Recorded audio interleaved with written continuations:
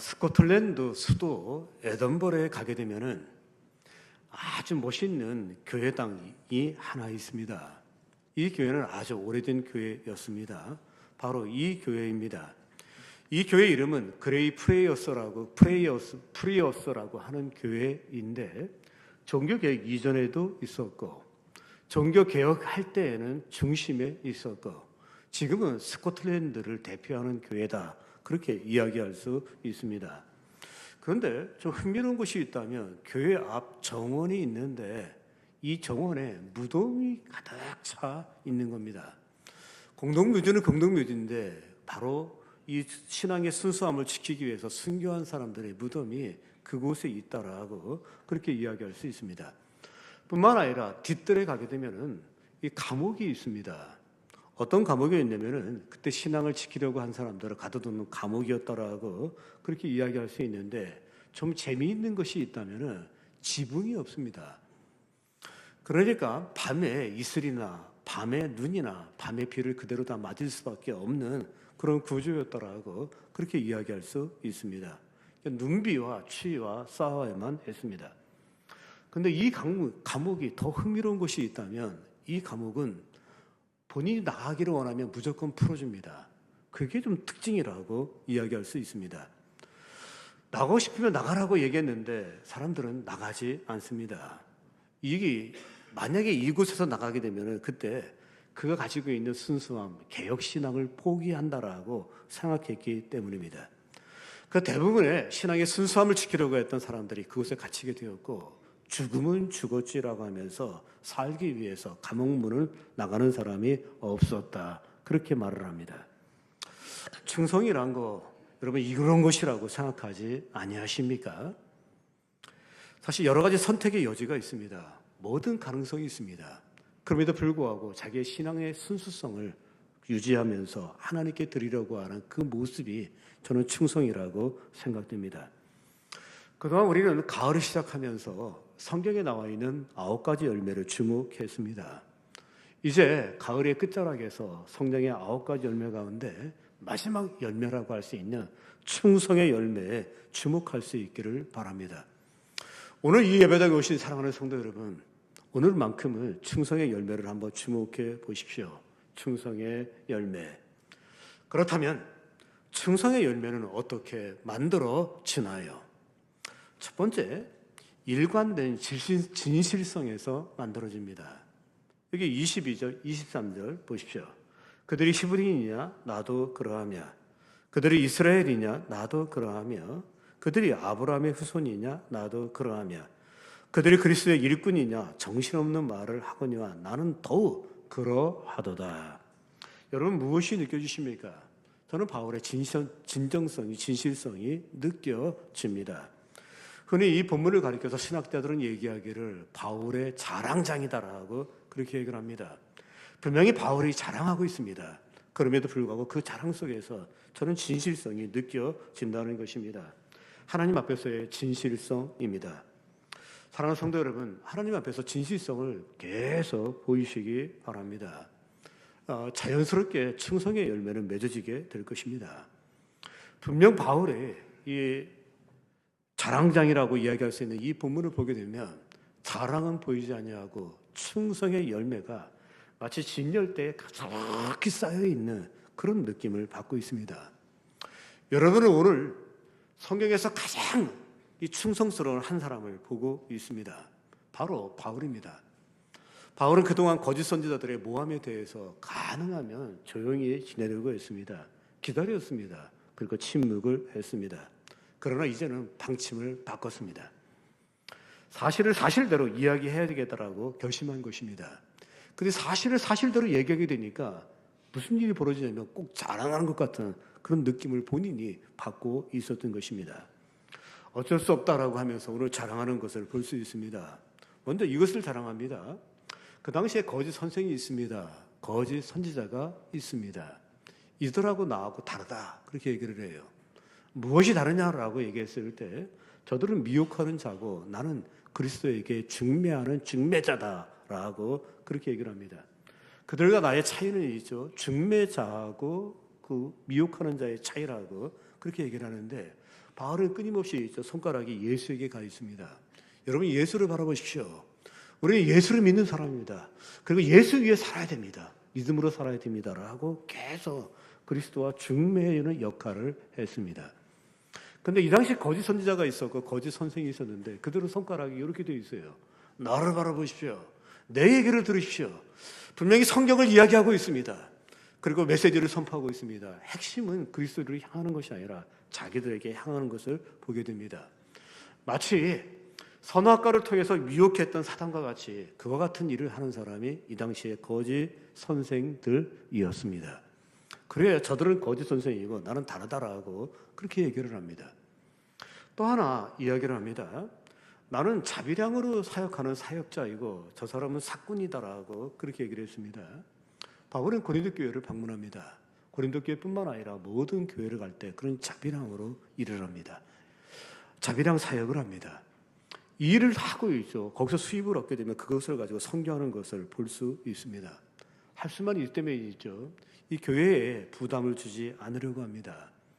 특히 고린도 교회는 더더욱 조심하고 또 조심했더라고 그렇게 얘기를 합니다. 왜냐하면 혹시 자기의 생활이 그들에게 걸림돌이 될까 걱정했던 것입니다. 그런데 이거를 가지고서 거짓 선지자들은 뭐라고 얘기했습니까? 저 사람은 이 돈 문제에 깔끔한 사람이 아니고 뭔가 구린 사람이다. 그래서 얘기를 하지 않는다라고 그렇게 비난하기 시작했습니다.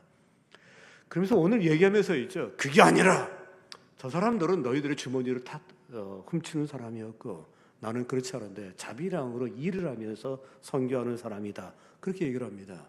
맞습니다. 그는 정말 자비량으로 일했기 때문에 궁핍하게 사역을 했습니다. 마게도냐에서 많은 사람들이 내려오게 되었을 때 그때 너무 가난하게 사니까 그를 도와줬다라고 하는 표현도 나옵니다. 그러니 할 수만 있으면 조심하고 또 조심했습니다. 그런데 오늘은 이 거짓 선생들과 싸우다 보니까 할 수 없이 자기의 진실을 이야기하는데 이게 자랑처럼 들릴 수 있다는 것입니다. 그렇습니다. 대부분의 사람들은 이 자랑에 대해서 부정적으로 이야기합니다. 제가 어느 목사님의 설교를 듣게 되었습니다. 그분은 설교하시면서 자랑이 나쁘다라고 이야기하셨습니다. 그러면서 누가 자랑하는가라고 했을 때 어떤 사람이 자랑하냐면 먼저 별 볼 일 없는 사람이 자랑한다. 그렇게 얘기를 하는데 별 볼 일이 없기 때문에 자랑한다. 그렇게 얘기를 했습니다. 근데 제가 보기에는 별 볼 일이 있어도 자랑하는 사람은 또 자랑을 합니다. 그 다음에 이분이 얘기하시면서 부족하기 때문에 자랑한다라고 이야기합니다. 남들이 평범하게 생각하는 것도 자기는 부족하기 때문에 그 평범함을 자랑하게 된다라고 그렇게 얘기를 했습니다. 또 하나를 얘기하면서 뭐라 하면 수준이 낮기 때문이라고 그렇게 이야기했습니다.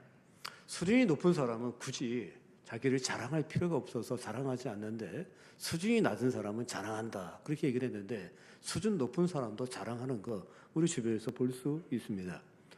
어떻게 되었든 간에 이 자랑이 나쁘다라고 이야기했습니다. 별 볼 일 없는 존재가 하는 것이요. 부족한 사람이 하는 것이요. 그리고 또 수준이 낮은 사람으로 하는 것이기에 아주 부정적으로 설명을 했습니다. 그런데 잠언서를 보게 되면 또 이와 유사한 얘기가 나옵니다.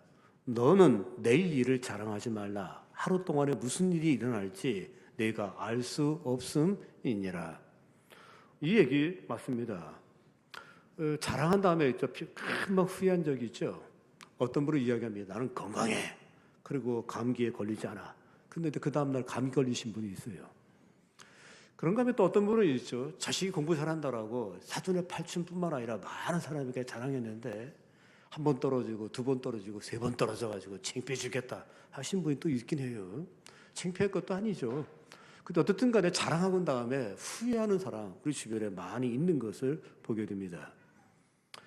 근데 여러분 때로는 해야 될 때는 해야 합니다. 필요할 때가 있습니다. 특별히 고린도 교회 교인들은 신앙의 질이 훌륭하지는 않습니다. 그리고 영적으로 굉장히 미숙하다라고 그렇게 이야기할 수 있습니다. 그런데 그들이 바울에 대해서 가지고 있는 편견을 제거하기 위해서는 어쩔 수 없이 오늘 자랑하는 것을 볼 수 있습니다. 한번 자랑을 보십시오. 11장 22절에서 23절입니다. 그들이 히브리인이냐?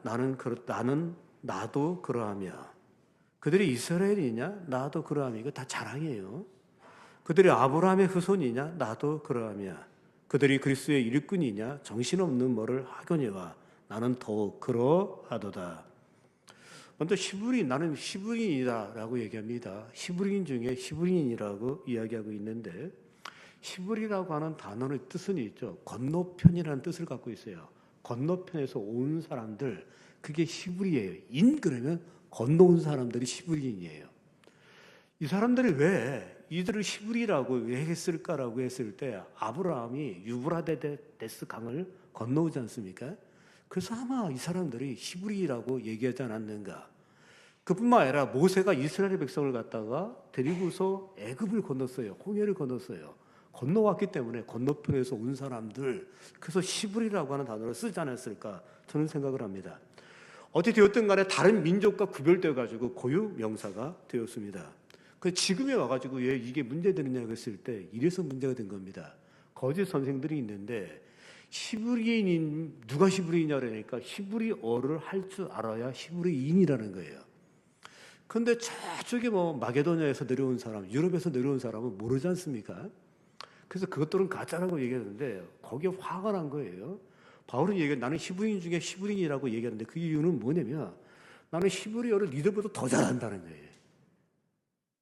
니들은 그냥 회화 정도로 하고 있지만 나는 오경을 갖다가 히브리어로 설명할 수 있는 사람이다 라고 그렇게 얘기하면서 나 괜찮은 사람이다 그렇게 말을 합니다. 그 다음에 이스라엘이냐? 나도 그러하며 라고 되어 있습니다.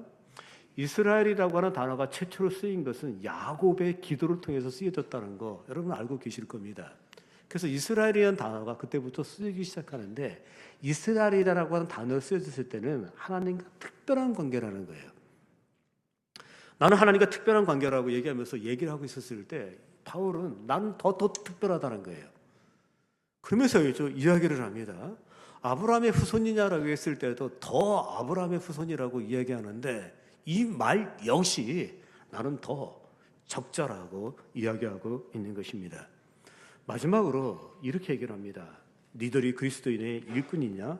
나는 더욱 그러하도다. 저는 여러분이 바울이 부득불 자기 자랑을 하고 있습니다. 이렇게 얘기했습니다. 니들이 그리스도인의 일꾼이냐? 나는 더욱 그러하도다. 저는 이 말씀을 읽으면서 목이 메었습니다. 왜 목이 메었냐면 니들이 그리스도의 일꾼이냐? 나는 더욱 그러하도다라고 이야기했기 때문입니다. 그의 진실성이 느껴졌기 때문입니다. 그는 진짜 더 그리스도의 일꾼입니다. 진실하다고 이야기하는 것은 이 바울에게 착함이 있기 때문입니다. 바울 착한 사람입니다. 진실함이라고 하는 단어를 쓴 것은 그에게 한결같음이 있기 때문이에요. 이 착할 때 진실하다고 얘기하고요, 한결같을 때 진실하다라고 그렇게 이야기하고 있는 것입니다. 뿐만 아니라 진실하다고 이야기하는 것은 무엇입니까? 꾸밈도 없고 숨김도 없는 거예요. 꾸밈도 숨김도 없는 그 모습을 진실하다라고 이야기합니다. 그렇습니다. 진실하면 착함이 있습니다. 진실하면 진짜 한결같음이 있습니다. 진실하면 꾸밈도 숨김도 없습니다. 정말 그의 모습 가운데 이 진실함이 드러납니다. 그런데 여러분, 이 진실함이 일관성을 계속 유지하게 될 때 그때 충성의 열매는 저절로 만들어집니다. 충성의 열매 우리가 만드는 게 아니에요. 그 생산해내는 게 아닙니다. 우리가 하나님 앞에서 계속된 진실함을 보이게 될 때 그때 충성의 열매가 나타납니다. 진실성은 꾸밈도 숨김도 없는 것입니다. 오래전에 이 록펠러의 전기를 보게 되는데 그 전기 안에 뭐가 나오냐면 그의 동역자라고 한번 임원이었던 이 아치볼드라고 하는 사람이 나옵니다. 근데 록펠러가 이 아치볼드라고 하는 사람을 귀하게 본 것은 그에게 꾸밈고 숨김도 없는 그 모습을 우연히 봐요. 그래서 그를 임원으로 삼습니다. 이 아치볼드라고 하는 사람은 스탠다드 오일의 말단 직원입니다. 근데 이 사람은 이 당시에 출장을 많이 다니는데 인터넷으로 영업을 하는 것도 아니고 그리고 방송으로 영업을 하는 게 아니라 직접 가가지고서 기름을 팔다 보니까 출장을 많이 갑니다. 근데 출장을 가가지고 숙박에 이름을 쓰지 않습니까? 그때 이름을 쓰게 될 때 꼭 뭐라고 쓰냐면 한 통에 4달러 스탠다드 오일 요거를 꼭 집어넣는 거예요. 이거를 계속 출장 갈 때마다 있습니까? 숙박에 쓸 때마다 그걸 쓰는 거예요. 옆에 있는 친구들이 묻습니다. 그걸 왜 쓰냐고. 쓰지 말라고. 그때 이 사람이 이야기를 뭐냐면 누군가가 이걸 볼 거다. 그리고 수많은 사람들이 이렇게 저렇게 비즈니스로 왔다 갔다 하다가 기름이 피더라다고 이야기했을 때 이 호텔 직원이 이거를 보고서 스탠다드 오일을 소개할 수 있다라고 이야기한 거예요. 누가 뭐라고 해도 있죠. 꾸밀 것도 없고 숨길 것도 없습니다. 그래서 열심히 하고 살아요. 어느 날 캘리포니아로 출장을 가요. 캘리포니아 출장을 한 다음에 늦게 호텔에 들어갔는데 그만 숙박에 이름을 쓰다가 한 통에 4달러 스탠다드 오일 이걸 빠뜨린 거예요. 다시 내려갑니다. 그래서 숙박계를 다시 돌려달라고 한 다음에 다시 그걸 쓰는 거예요. 근데 그 모습을 있죠. 한 신사가 이렇게 쳐다보고 있습니다. 묻습니다. 그걸 왜 쓰느냐? 그러니까 이러이러해서 쓴다라고 이야기한 겁니다. 꾸밈도 그리고 숨김도 없는 모습을 보여줬습니다. 한 달이 지났어요. 시카고에서 연락이 왔겠죠. 이 스탠다드 오일 본사에서 연락이 온 거예요. 빨리 본사로 오라는 거예요. 그래서 본사로 가게 됐습니다. 그때 깜짝 놀랍니다. 그때 캘리포니아 호텔에서 자기가 그것을 썼을 때 지켜봤던 그 사람 신사가 바로 록펠러였던 거예요. 근데 그 당시에는 사진이라든지 이렇게 활성화되어 있지 않다 보니까 인터넷이 활성화되어 있지 않다 보니까 회장님 얼굴도 몰라요. 그 일이 있은 다음에 있죠. 그를 임원으로 쓰면서 그가 스탠다드 오일을 크게 발전시킨 인물이라고 이야기합니다. 맞습니다. 진실성은 숨김도 없습니다. 꾸밈도 없습니다. 그 일관된 진실성이 충성의 열매를 맺게 할 것입니다. 충성의 열매 어떻게 만들어집니까? 일관된 진실성에서 만들어집니다. 두 번째, 충성의 열매 어떻게 만들어집니까? 흔들리지 않는 지속성에서 만들어집니다. 여기 23절 하반절을 보십시오. 내가 수고를 넘치도록 하고 옥에 갇히기도 더 많이 하고 매도 수없이 맞고 여러 번 죽을 뻔 하였으니 유대인들에게 40에 하나 감한 매를 5번 맞았으며 3번 태정에 맞고 1번 돌에 맞고 3번 파손하고 일주야로 깊은 바다에서 지냈으며. 여러분, 제가 이런 일을 겪고 이렇게 살고 있다면 저는 이렇게 말할 것 같습니다. 하나님, 쉬고 싶습니다. 그냥 다 내려놓겠습니다. 그때 우리 하나님께서 있죠. 그래, 쉬어라. 그렇게 얘기했을 것 같아요. 교인들도 있죠. 이제 할 만큼 했으니까 됐습니다. 어쩔 수 없습니다. 그렇게 했을 것 같아요. 계속 보십시오. 여러 번 여행하면서 강의 위험과 강도의 위험과 동족의 위험과 이방인의 위험과 시내의 위험과 광야의 위험과 바다의 위험과 거짓 형제 중에 위험을 당하고 또 수고하며 애쓰고 여러 번 자지 못하고 줄이며 목마르고 여러 번 굶고 춥고 헐벗어 놀아. 저희가 어머니가 제가 이렇게 살고 있다는 걸 보게 되면 있죠. 저희 어머니가 있죠. 우리 하나님 앞에서 대모를 하실 것 같아요. 내 아들 돌려달라. 그렇게 대모했을 것 같아요. 정말 있죠. 이 모습을 보십시오. 내가 수고를 넘치도록 했다라고 되어 있는데 도시교회가 있고 시골교회가 있습니다. 큰 교회가 있고 작은 교회가 있습니다. 근데 어떤 교회든 간에 세 종류로 나눌 수 있는데 수고하지 않는 교인이 있습니다. 두 번째는 수고하는 교인이 있습니다. 세 번째는 수고를 넘치게 하는 교인이 있어요. 근데 여러분, 교회가 살았고 교회가 힘이 있었던 이유는 뭐겠습니까? 수고 정도가 수고를 넘치게 하는 사람들이 있었어요. 그 사람들을 말미암아 한국 교회가 섰던 거예요. 근데 자기는 수고를 넘치도록 한다고 되어 있습니다. 옥에 갇히기도 더 많이 하고 더 많이 하고 되어 있는데 이 당시에 예수 믿었다고 옥에 간 사람은 나와 손들어 그러면 다 손들어요. 무지하게 많은 사람이 손을 듭니다. 근데 그들에게 비교하면서 나는 더 많다라고 그렇게 이야기하고 있습니다. 클레멘트라고 하는 사람이 있는데 이 사람이 바울에 대해서 언급을 하면서 7번 감옥에 갔었다. 그렇게 얘기를 합니다. 근데 우리에게도 있죠. 감옥 그러면 떠오르는 게 있습니다. 사도행전 16장에 빌립보 감옥을 사람들이 기억을 해요. 그때 그가 감옥에 들어가게 됩니다. 바울로부터 복음을 들었던 루디아라고 하는 여인이 있습니다. 이 루디아라고 여인이 예수를 영접한 다음에 사도 바울과 그 일행을 자기 집으로 생활을 하게 합니다.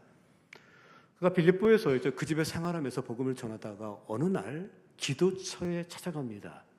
기도하기 위해서 기도처에 갔다라고 저는 생각을 해요. 근데 기도하다 가다가 있죠. 누구를 만납니까? 귀신 들린 그 여종을 만나게 됩니다. 특이한 게 있다면 이 당시에 귀신 들리면 있죠. 사람들이 무서워합니다. 가까이 있질 않아요. 뿐만 아니라 격리시킵니다. 한마디로 해서 격리되어 생활한다라고 그렇게 이야기할 수 있습니다. 집안 식구에게 딸돌림을 달거나 아니면 있죠. 사람들이 보기에는 사람들은 그를 싫어하게 되어 있고 그리고 거리를 두고 있습니다. 그런데 이 여인은 그렇지 않습니다. 우리가 기도하는 곳에 가다가 점치는 귀신 들린 여종 하나를 만나니 점으로 그 주인들에게 큰 이익을 주는 자라 이렇게 되어 있습니다. 이 격리의 대상이 되었던 대하는 귀신 들린 이 여인이 격리된 것이 아니라 여러 사람에게 고용이 된 거예요. 여기 그 주인들에게 큰 이익을 주었다 이렇게 되어 있어요. 그러니까 이 여인을 고용한 사람이 여러 명인 거예요. 그리고 그 이유를 얘기하는데 점을 침으로 말미암아 이 돈을 받게 되었다는데 한마디로 뭐겠습니까? 이 사람을 고용해 가지고서 쓰면서 뭐냐면 돈을 뜯어갔다라고 그렇게 얘기를 할 수 있습니다. 이 모습을 보고서 바울과 실라가 어떻게 했습니까? 이 귀신을 내어 쫓게 됩니다. 그래서 이때 교도소에 감옥에 들어갔다 이렇게 되어 있습니다. 그런데 여러분 이때 이 일이 있은 후에 그럼 물러서지 않습니다. 그럼 포기하지 않습니다. 계속 나갑니다. 흔들리지 않습니다. 멈추지 않습니다. 사랑하는 성도 여러분, 우리에게 왜 충성의 열매가 없습니까? 멈췄기 때문입니다. 지속성이 떨어지기 때문입니다. 충성은 있죠. 이 포기할 수밖에 없는 순간에 포기되지 않냐고 계속 하는 사람이 이 충성의 열매를 맺는다라고 이야기할 수 있습니다. 근데 여러분 있죠. 이게 보통 일이 아닌 게 보십시오. 매를 수없이 맞고 여러 번 죽을 뻔하였다라고 되어 있고 매도 계속 맞았고 뭐라고 하면 유대인에게 40에 하나 감한 매를 5번 맞았다라고 되어 있는데 사도행전에는 한 번 정도 예측할 수 있어요.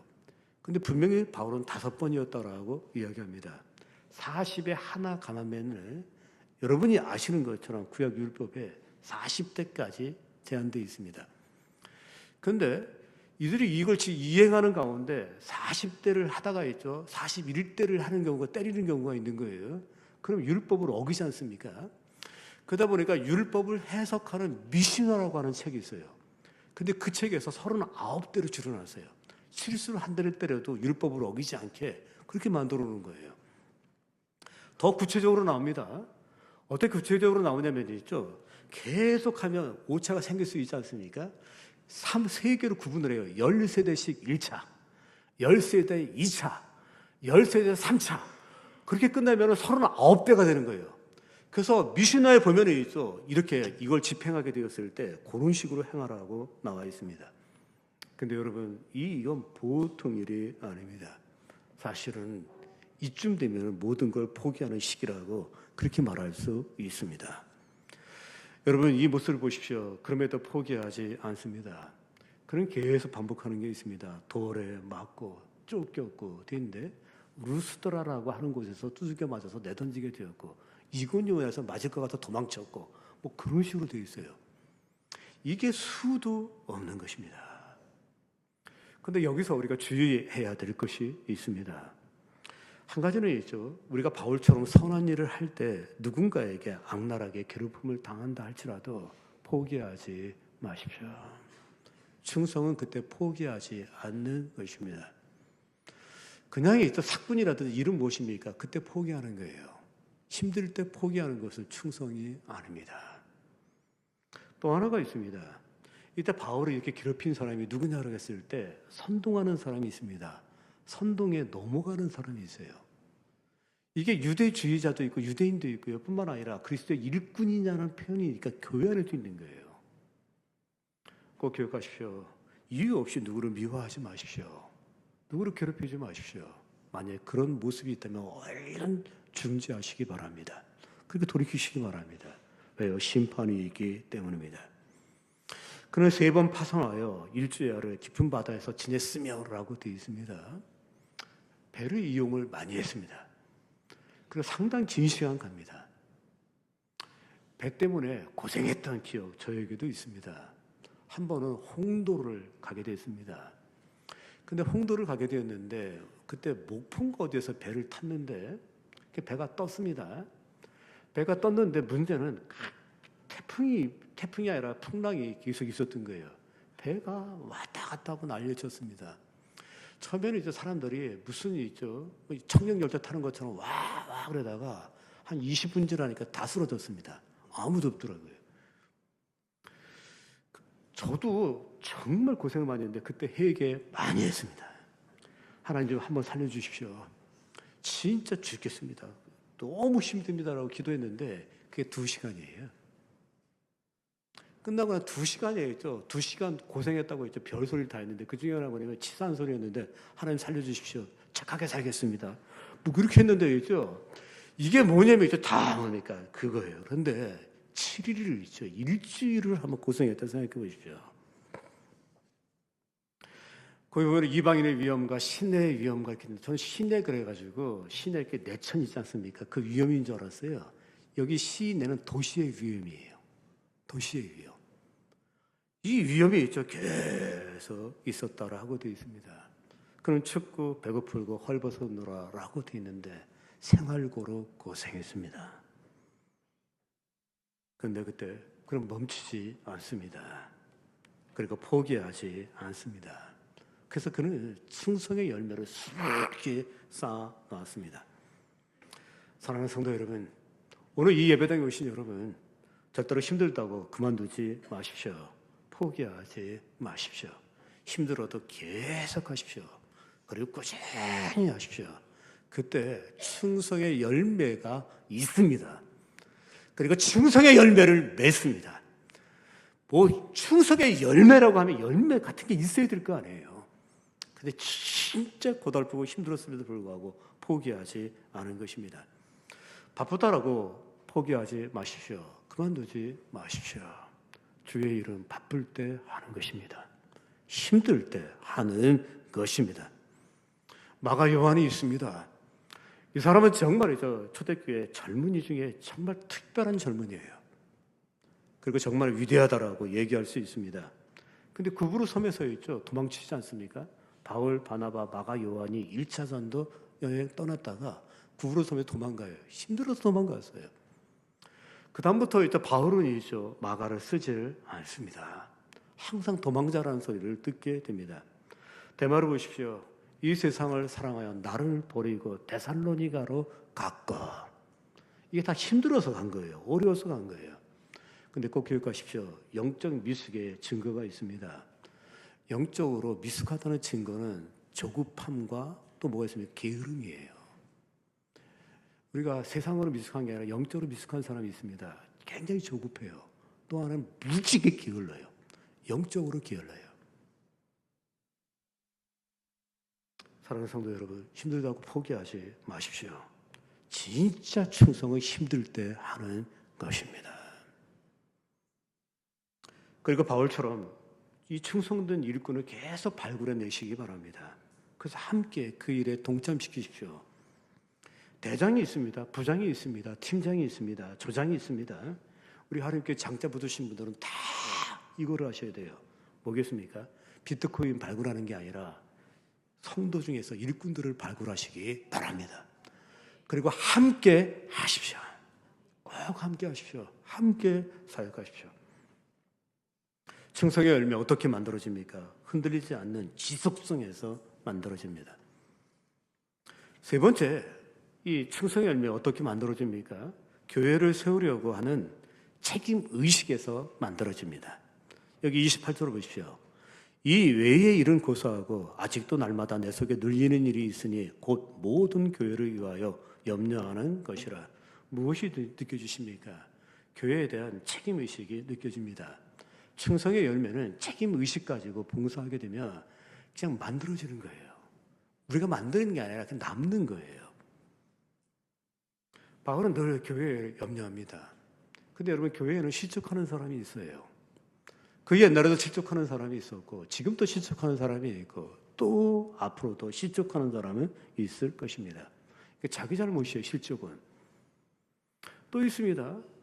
반드시 뭡니까? 이 거짓 선생들이 들어오는 거예요. 외적인 뭐냐면 유혹자라고 이야기할 수 있습니다. 근데 이 소식을 들을 때마다 있죠. 너무 염려가 되는 거예요. 성경의 염려는 대부분 부정적입니다. 바울도 염려하지 말아라, 염려하지 말아라고 그렇게 얘기를 했습니다. 근데 오늘 보니까 바울이 염려를 하고 있어요.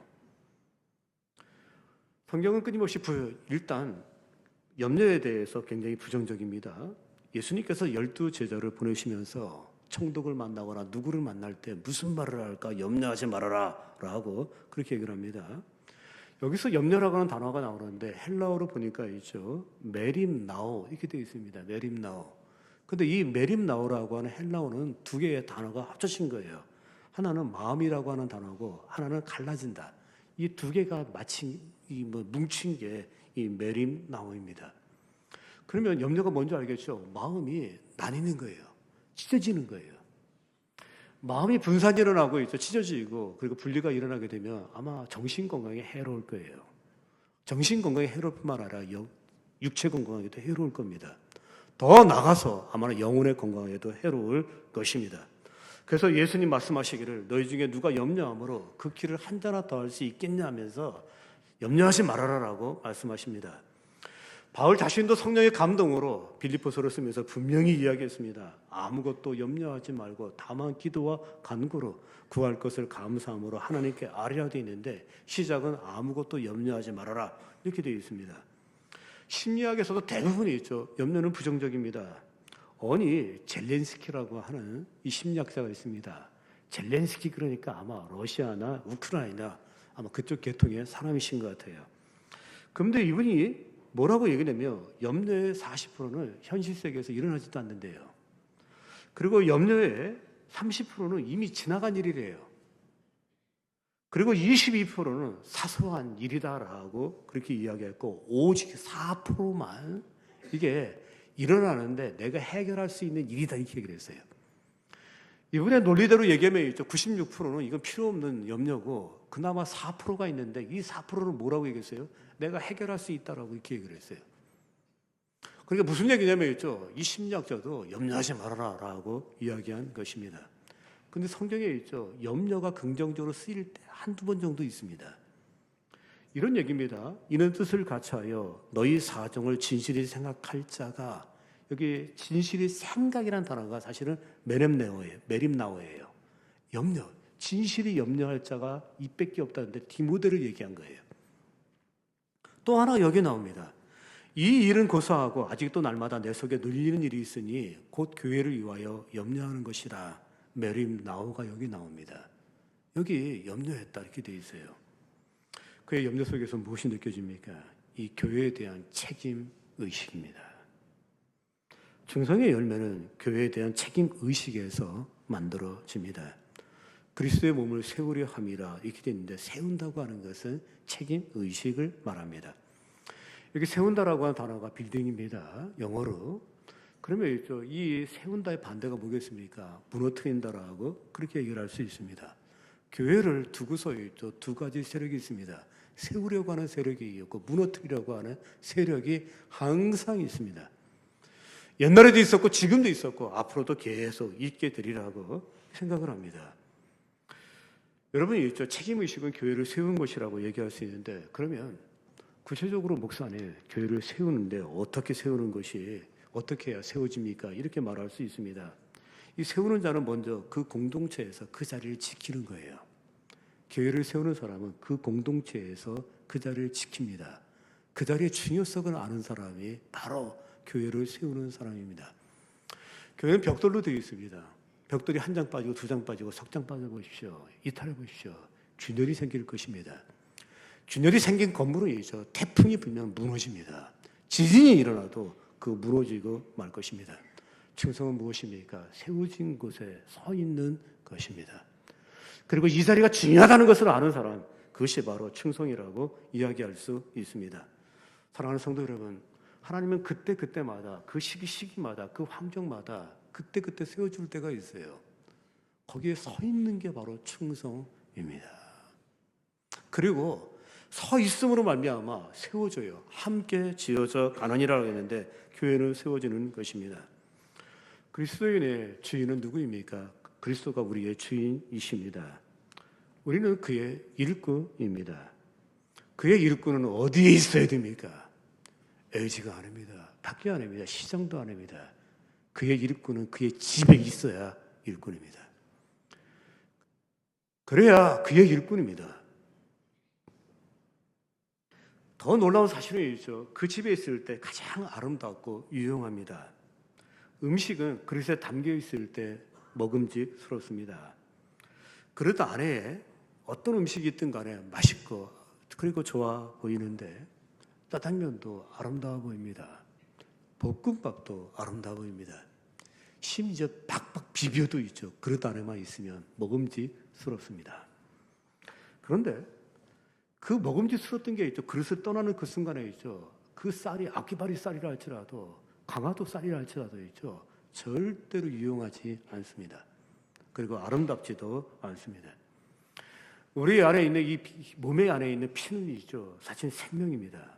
근데 이 생명이 몸을 떠나게 될 때 어떤 일이 벌어지겠습니까? 아무 의미가 없다라고 그렇게 이야기할 수 있습니다. 그렇습니다. 성도는 교회 안에 있을 때 가장 아름답습니다. 하나님 보시기에 가장 힘이 좋습니다. 진짜 힘이 좋습니다. 그 다음에 여러분 세우는 자는 그 자리에 서 있을 뿐만 아니라 이 교회를 세우는 일에 적극성을 띱니다. 29절 보십시오. 누가 약하면 내가 약하지 아니하며 누가 실족하게 되면 내가 애타지 아니하더냐. 이건 이제 교회를 세우려고 하는 적극성입니다. 우리 예수님이 이렇게 표현합니다. 상한 갈 때도 꺾지 아니하고 꺼져가는 등불도 끄지 않는다라고 그렇게 말씀하셔요. 근데 여러분 우리는 이제 상한 갈대를 보면 어떻습니까? 불 지르고 싶지 않으세요? 저는 갈대가 다 부러져 있으면 불 지르고 싶더라고요. 꺼져가는 등불이 있죠. 깜빡깜빡할 때 사실 기다리지 못하고 호 불지 않나요? 근데 그분은 있죠. 꺼져가는 등불도 끄지 않는다라고 했는데 예수님 마음을 그대로 바울이 교회에 표현하고 있습니다. 교회에는 두 종류 사람이 있습니다. 피해의식 속에 교회 생활하는 사람이 있고 또 하나는 책임의식 속에서 교회 생활을 하는 사람입니다. 피해의식 속에서 신앙생활하는 사람은 불평이 있습니다. 또 비판이 있습니다. 이 사람에게 치명적인 약점이 있어요. 영적 타이밍을 늘 놓쳐요. 늘 놓칩니다. 반대로 책임의식 속에 사는 사람이 있습니다. 이건 책임 속에 의식 속에서 이렇게 기여를 하겠죠. 그런데 인생을 가리켜서 두 종류로 나눈다고 합니다. 기여 인생이 있고 생존 인생이 있다. 그렇게 얘기합니다. 믿음에도 기여하는 믿음이 있고 생존하는 믿음이 있습니다. 그러면 이 차이를 어디서 냅니까? 책임감에서 냅니다. 책임감을 가진 사람은 있죠. 기여하는 믿음이에요. 책임감이 없는 사람은 생존하는 믿음이라고 그렇게 이야기할 수 있습니다.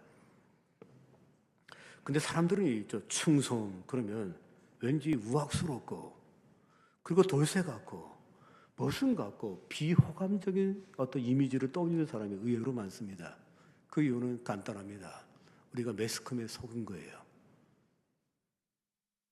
충성스러운 모습으로 있죠.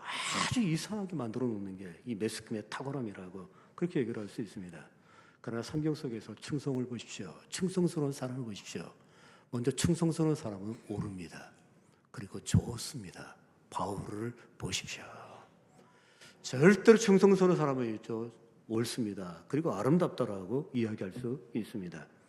소설가 박완선 님이 생전에 책을 하나 쓰셨는데 책 제목이 이렇게 되어 있습니다. 옳고도 아름다운 당신, 옳고도 아름다운 당신. 근데 사람들이 이 제목이 너무 좋았다고 그래요. 근데 이분이 왜 이런 책을 썼을까? 그 시대 속에서 그가 생각했는 거예요. 옳은데 아름답지 않은 사람 많았습니다. 옳은데 좋지 않은 사람 참 많았습니다. 그래서 이분이 있죠. 그 아쉬움을 갖다가 옳은데 옳고 좋은 사람, 아름다운 사람이라고 그렇게 책을 썼던 것입니다. 여러분, 옳고도 아름다운 사람, 옳고도 좋은 사람, 사람들이 좋아합니다. 왜요? 그에게는 사랑이 있습니다. 그리고 긍휼도 있습니다. 고난당한 욥에게 친구 3명이 찾아왔습니다. 찾아와가지고서 저 너무 좋은 얘기, 옳은 얘기를 굉장히 많이 해줘요. 이 옳은 얘기, 좋은 얘기 굉장히 많이 해주는데 다 얘기 들은 다음에 그때 욥이 이렇게 얘기를 합니다. 옳은 말이 어찌 그리 고통스러운고. 진짜 옳은 말을 다 해줬는데 자기는 너무 고통스럽고 힘들었다는 거예요. 왜요? 그것에 사랑이 없습니다. 그것에 긍휼이 없습니다. 사랑이 없고 긍휼이 없기 때문에죠. 한마디로 공감되지 않았기 때문에 너무 힘들었다. 그렇게 말하는 것입니다. 충성된 사람 옳습니다. 그리고 좋습니다. 충성된 사람 옳습니다. 그리고 아름답습니다. 오늘 이 자리에 오신 사랑하는 성도 여러분, 정말 옳고 좋은 사람 되시길 주의 이름으로 기원합니다. 옳고 아름다운 사람 되시기를 주의 이름으로 기원합니다. 가을이 가고 이제 겨울이 왔습니다. 우리 손에 열매가 가득하면 좋겠는데 왠지 모르게 우리 손이 너무나도 허전합니다. 그러면서 주님은 우리에게 있죠. 어떻게 하면 충성의 열매를 맺을 수 있는가 가르쳐주고 있습니다. 우리의 신앙생활 가운데 그리고 믿음 가운데 진실성이 있기를 주의 이름으로 기원합니다. 그리고 지속성이 있기를 주의 이름으로 기원합니다. 마지막으로 책임성도 있기를 주의 이름으로 기원합니다. 우리가 이 3가지를 가지고 계속 나가게 되었을 때 성령의 열매는 맺어집니다. 충성의 열매는 맺어집니다. 성령 안에서 진실하십시오. 그리고 지속적이 되십시오. 그리고 책임의식을 가지십시오. 그래야 이 시대에 좋은 사람이요, 그리고 옳은 사람이요, 그리고 좋은 사람이요, 아름다운 사람이 다 되시길 다시 한번 주의 이름으로 기원합니다. 기도하겠습니다.